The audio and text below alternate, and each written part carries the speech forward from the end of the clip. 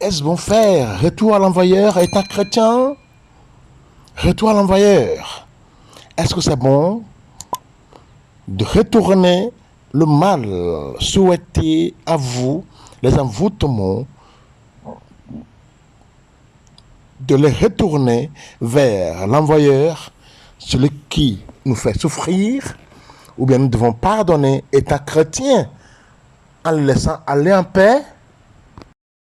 Shalom, bonjour. Prions. Dieu notre Père, nous te remercions, je te remercie en ce moment, en ce jour spécial, dans le monde, pour le 1er novembre, où nous sommes appelés à pouvoir faire 30 jours de cheminement à ta suite, à la suite de ton Fils Jésus-Christ étant chrétien. Voilà, de Santa bénédiction ta grâce, pour bénir ce mois, pour tes serviteurs, pour cette audience. Donne le Seigneur des blocages nécessaires, des blocages professionnels, financiers, d'esprits mauvais, de bonheur, de chance, sanitaire, des arbres généalogiques, matrimoniales, maternels, paternels. Donne le Seigneur la grâce de délivrance, transformation, purification, sanctification, de rachat de leurs âmes, de guérison, de réparation, de restauration, de protection. Seigneur, ouvre-les les yeux spirituels, les oreilles et le cœur spirituel. Donne le Seigneur l'intelligence spirituelle. Tous ceux dont ils en ont besoin pour ce mois-ci, tous ceux dont ils en ont besoin depuis longtemps, qui sont en train de prier, qui n'en ont pas encore reçu. Seigneur, merci pour tout, parce que tu leur as déjà donné. Merci beaucoup pour tout. Donne-leur la bonne santé en tout temps. Donne-leur tout ce dont ils en ont besoin pour pouvoir être toujours fidèles à la suite de ton Fils Jésus-Christ. Seigneur, merci beaucoup, merci pour tout. Continue par les bénir. Continue par les bénir, Seigneur. Par le Christ notre Seigneur. Amen. Dans les termes que nous allons discuter aujourd'hui comme séance, c'est sur retour à l'envoyeur. Est-ce bon de faire retour à l'envoyeur étant chrétien? Pourquoi faire le retour à l'envoyeur? Comment faire cela? Ce sont des questions qui nous se posent plusieurs fois. Nous sommes chrétiens. Qui est chrétien? Chrétien, c'est celui qui est le disciple du Christ, celui qui se ressemble au Christ. Donc, est-ce que celui qui se ressemble au Christ souhaite à l'autre qui lui a souhaité ma chance de lui retourner cela? Ouais, ce sont des questions qui nous viennent des fois, et puis on en réfléchit. Des fois, on n'a pas de réponse. Retour à l'envoyeur, c'est quoi? C'est retourner à quelqu'un le mal qui nous a souhaité. Vous voyez, c'est ça, retour à l'envoyeur. Ce que quelqu'un m'a envoyé, par exemple, si c'est maladie, si c'est une complication de vie, la personne a fait ça pour moi comme sorcellerie, comme envoûtement. Je voudrais que ce que la personne m'a souhaité lui retourne. Comme ça, si c'est bon de souffrir dans son corps et dans son âme, si c'est bon comme ça, si c'est bon d'être pauvre, qu'il a tout fait pour me souhaiter qu'il a tout fait pour prendre mon argent, pièces d'argent pour aller me faire de gris-gris, disons pour aller faire que gris sur moi, ou bien sur toi, bien sur nous. On veut vraiment que cela lui retourne. Nous sommes chrétiens, est-ce que c'est bon de faire cela? C'est la question. C'est une question qui est là. Oui, c'est une question sérieuse. Lors de séances de prière, il n'est pas rare Entendre le chrétien dire un retour à l'envoyeur, c'est une manière de demander au Seigneur de renvoyer les mauvais sorts, les attaques, les blocages, les malédictions venant de nos frères et sœurs, venant de nos voisins voisines, de nos ennemis, vers eux, parce que c'est eux-mêmes qui ont pensé à ça. Celui qui a pensé à la malchance, que la malchance le suive. Celui qui a pensé de faire du mal, que le mal qu'il voulait faire tombe sur lui. Tout ce que chacun de nous a demandé, que ça lui tombe, que ça lui vienne, que ça lui advienne comme ça. C'est ça le retour à l'envoyeur.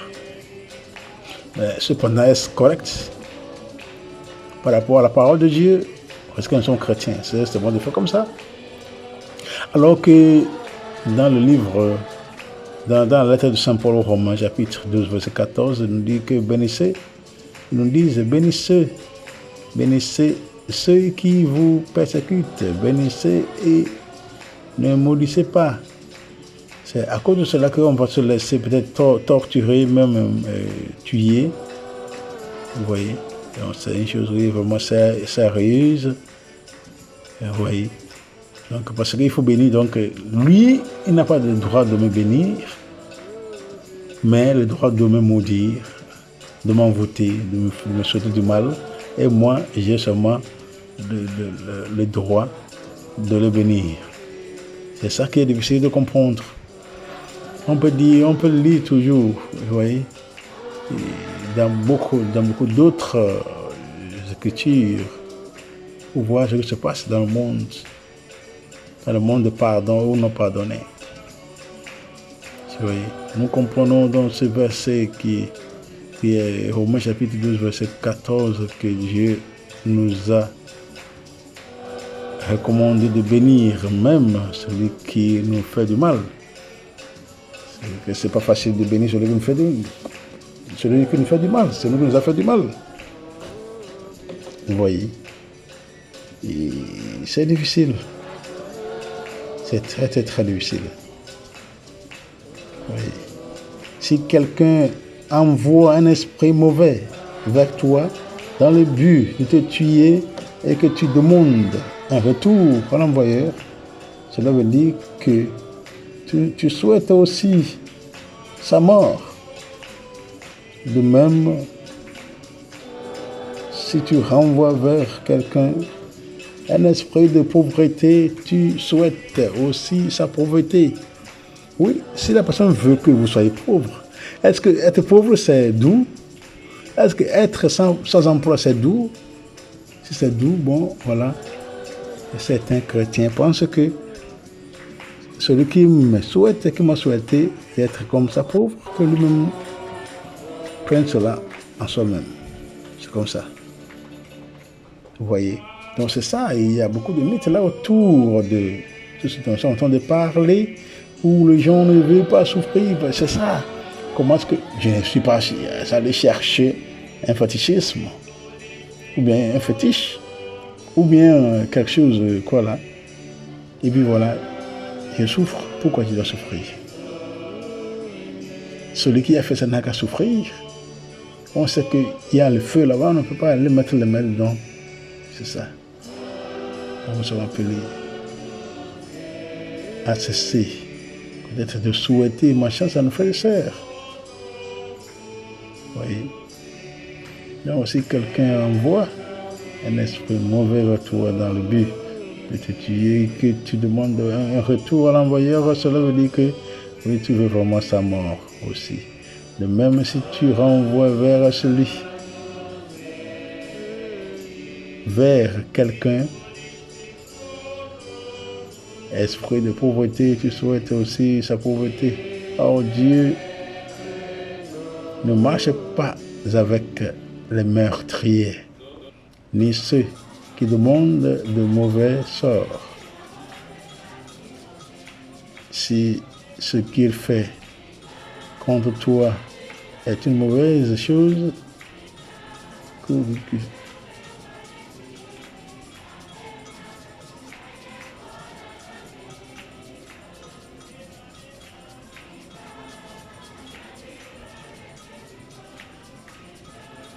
Pourquoi la renvoi?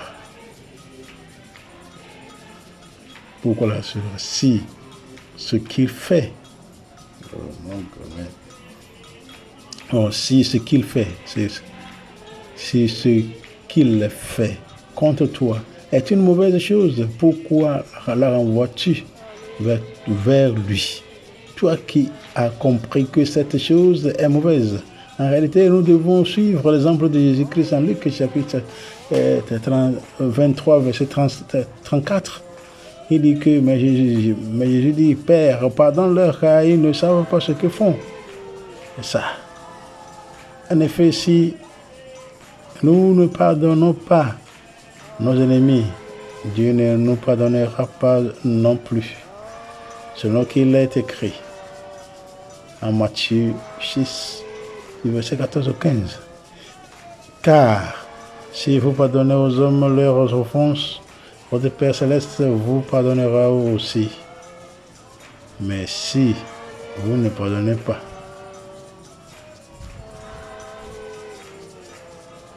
aux hommes, votre Père ne vous pardonnera pas non plus vos offenses. Voilà, et étant chrétiens, nous sommes appelés à faire d'efforts, à pouvoir pardonner nos frères et sœurs ce qu'ils font contre nous. Mais donc le chrétien va continuer à faire du bien en tout temps, pour pardonner, même si on tire sur lui, il doit toujours rester fidèle au Seigneur. C'est comme ça que le monde de religieux où on n'est pas resté les yeux fermés. C'est pas bon de faire du mal, on le sait. Mais si quelqu'un nous souhaite du mal, si nos enfants sont malades, et voilà, on amène les enfants à l'hôpital, et les enfants sont morts, ou bien un enfant est malade, on ne sait pas de quoi s'agit-il.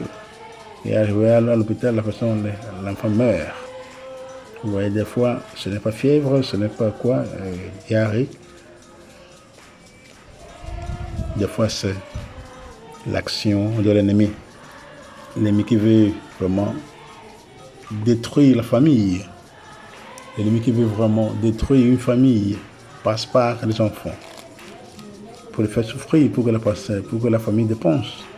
Alors que des fois, peut-être, la famille est en train de chercher ou bien mettre l'argent à côté afin de pouvoir soigner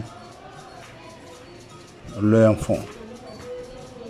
Et maintenant, ils doivent arriver à l'hôpital. Ils retournent. Des fois, on met même le sang. On augmente le sang. Dans la vie d'un enfant à l'hôpital, arrivé à la maison, le sang est fini encore. Au fur et à mesure qu'ils mettent le sang, ça finit encore. Donc ce sont des phénomènes sociaux, des phénomènes sociaux où nous avons entre nous, les hommes, où la méchanceté continue, où on fait du mal à l'autre, l'autre ne nous a rien fait. Mais nous sommes méchants de telle manière que nous voulons le faire souffrir, parce que c'est tel que ces enfants sont, ou bien tel que les enfants sont, peut-être en train d'évoluer au niveau études, au niveau, disons, de la société. Et les gens ont vraiment cette tendance de faire aux autres du mal. Soit eux-mêmes, soit leurs enfants, soit leur mari, soit leur femme. L'ennemi veut qu'ils gaspillent de l'argent. L'ennemi n'a pas pitié. Continue pensant d'une manière négative.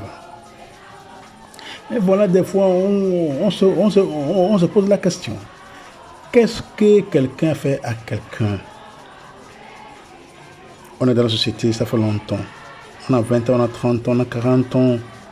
On a 40 quelques ans, on a 50 ans. On voit ce que se passe dans la société. Quelqu'un qui n'a rien fait, voilà, on le torture au niveau spirituel, au niveau démoniaque, au niveau sorcellerie, au niveau sorcier, voilà. Comment est-ce que nous pouvons faire comme ça notre vie? Toujours souhaiter de malchance à quelqu'un, mauvais sort à quelqu'un, même le souhaiter la mort, la pauvreté, pour que la vie soit dure pour la personne. Des fois, on prend leur argent, on prend les choses matérielles. Ça peut être leurs habits, ça peut être leurs habillements, disons. Ça veut dire les chaussures, les chaussettes, les slips, les habits. On les prend, mais même leurs éponges, leurs serviettes, tout ce qu'ils utilisent. Vous voyez, afin de pouvoir torturer. Où est-ce qu'on va avec toutes ces choses-là? Où est-ce qu'on va avec tout ce comportement où les gens ne pensent pas à leur vie, au lieu de penser à sa vie propre, au lieu de penser sur quoi faire pour que la vie soit paisible, pour que le Seigneur lui-même bénisse, l'homme cherche à détruire ce que le Seigneur a fait. L'homme cherche à abaisser, à dévaloriser l'homme, où l'homme devient loup pour l'homme. Donc, moi, j'en ai expérimenté dans ma propre chair. Ça n'aurait fait à personne. Mais la question c'est que qu'est-ce que je vous ai fait? Qu'est-ce qu'ils vous ont fait? Qu'est-ce que quelqu'un a fait à quelqu'un qui est mal pour pouvoir payer pour casser de telle manière? Ce n'est pas facile. Donc, c'est la question qui se pose toujours. Pour savoir pourquoi ça, pourquoi tel. Vous voyez, pourquoi tel. Des fois même, ce n'est même pas ceux en dehors de nos familles. Ce sont ceux-là de la famille même qui font ça. On sait que en dehors aussi ils font les ennemis. Parce que nous avons discuté sur ce canal que, pour ma chance, tout ce qui nous accable comme difficulté dans la vie, si on n'a rien fait à personne, là on voit tout ce qui se passe. Votre propre frère peut être méchant contre vous. Votre propre frère peut vous envoûter. Votre propre frère ou sœur, votre propre mère, votre propre père. Je vous dis ça d'expérience vécue. D'expérience vécue. Ouais. C'est pour cela qu'il faut toujours attention. Il faut toujours attention. En priant. Il faut beaucoup prier pour que lorsque les ennemis se lèvent contre nous, qu'ils ne puissent pas nous atteindre. Qu'ils ne puissent pas vous atteindre. Parce qu'on ne leur a rien fait. Vous n'avez rien fait. Bon, il y en a qui se sont chamaillés, voilà, ça devient autre chose. Il y en a qui sont venus provoquer seulement et que vous dites quelque chose, et puis ils prennent cela comme testament, ils vont vous déranger jusqu'à la mort. Pourquoi vous m'avez demandé ça? Pourquoi vous m'avez posé cette question? Pourquoi vous m'avez insulté? Pourquoi vous m'avez fait ça? Ils savent que ça dit que c'est parce qu'ils cherchent des points. Ils cherchent à vous faire du mal, donc c'est pour cela qu'ils sont là.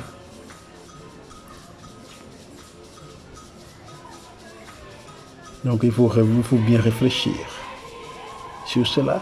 Si c'est mon propre frère, si c'est ma propre soeur, si c'est mon propre mari, il y a aussi des maris qui font cela contre leurs femmes. Il y a aussi des femmes qui font la même chose contre leur mari. Les envoûtements, par-ci par-là. Une fois que nous entrons dans quelque chose de mauvaise, par exemple, raccourci dans la vie, l'argent vite. On se fout trop, on veut de l'argent rapidement. Donc il faut chercher de l'argent. Vous voyez? Et ceci faisant, voilà, on entre dans les sociétés secrètes pour avoir de l'argent, mais oubliant que ce que le de moi a donné la vase, il va demander plus que ce que nous a donné. Oui, c'est ça l'erreur que nous commettons chaque jour. Oui. Donc ce n'est pas du tout facile. Il faut toujours prier pour ce que le Seigneur puisse être avec nous, pour que sa présence nous suffise. Sinon, si nous restons là, seulement sans prier, rien, ça nous sera difficile. Si on est enfant de Dieu, il faut toujours prier, il faut toujours l'espérer. Il faut toujours se souhaiter du bien, il faut toujours souhaiter l'autre.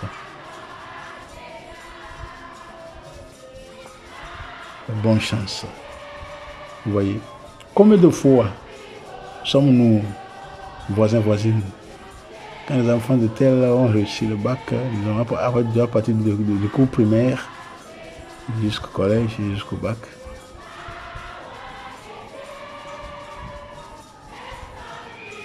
Et que on dit que c'est bien, oh, votre enfant a réussi, oh, nous sommes contents pour vous, on va fêter, hein. Voilà, il faut fêter. S'il y a la fête, s'il y a la graduation, s'il y a des choses comme ça, il faut faire ça, mais sincèrement. Mais combien de fois on fait ça sincèrement? Qui va se réjouir de la réussite d'un jeune homme, d'une jeune femme dans sa famille, alors qu'il ne fait pas partie de cette famille-là? Qui va être dans la joie pour lui, bien pour elle? Personne. C'est à nous-mêmes de nous donner valeur. C'est à nous-mêmes de nous donner valeur. Ouais. Donc, nous sommes appelés à réfléchir là-dessus. Sur retour à l'envoyeur, c'est bon de faire cela ou pas? C'est à chacun de nous de juger. Mais il faut savoir aussi que si on ne fait même pas naturellement, ça c'est fait par Dieu lui-même. Si ce n'est pas ce que Dieu veut pour ta vie et que la chose vient dans ta vie, comme ça Dieu peut l'enlever facilement parce que ce n'est pas ça qu'il veut dans sa vie. Dans ta vie, c'est pour cela qu'il faut prier toujours, pour qu'il faut être réfléchi. Il faut être toujours aux côtés du Seigneur.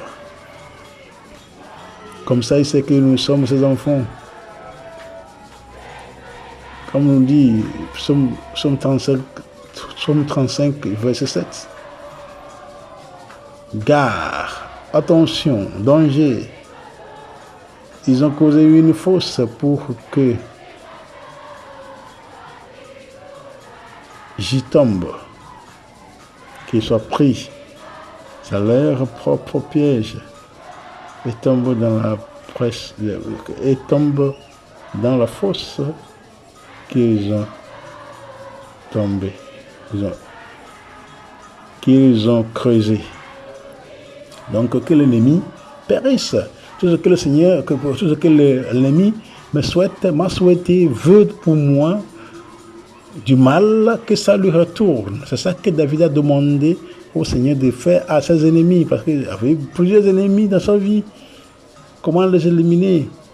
Oui, ce n'est pas pour les tuer, mais pour les faire souffrir. Pour les faire souffrir aussi. Vous voyez? Oui. Comme le Seigneur avait dit aussi, que si quelqu'un fait, que quelqu'un, si on ne traite pas bien une veuve et orphelin, nous serons aussi, nos enfants aussi seront orphelins et nos femmes seront veuves. Parce qu'on ne traite pas bien l'orphelin et veuve. C'est ça. Donc tout ce que le Seigneur veut pour nous, c'est de toujours rester dans l'amour. Pardon mutuel. Amour mutuel. Tout mutuel. De ne rien souhaiter comme mal à nos frères et sœurs, mais de toujours rester intact. De toujours rester entre les mains du Seigneur. Toujours chercher sa face miséricordieuse, afin de pouvoir pardonner nos frères et sœurs et de ne pas pratiquer le retour à l'envoyeur. Vous pouvez voir, commenter et regarder, commenter,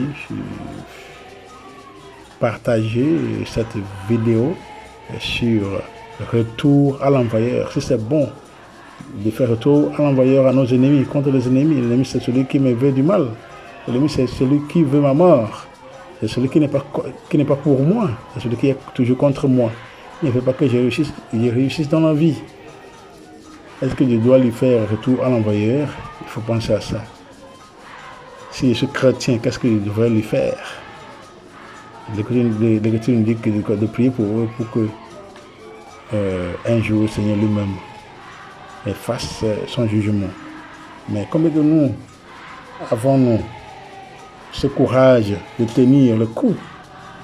Vous voyez, ce n'est pas facile. Donc nous sommes appelés à pouvoir bien vraiment et nous a donné au pardon mutuel, l'amour mutuel. Lorsqu'il y a pardon, amour mutuel, le reste va tomber. C'est ça qu'il faut essayer d'éliminer ce qui est mauvais. Et tu veux toujours penser positivement pour notre salut. Shalom, shalom, shalom.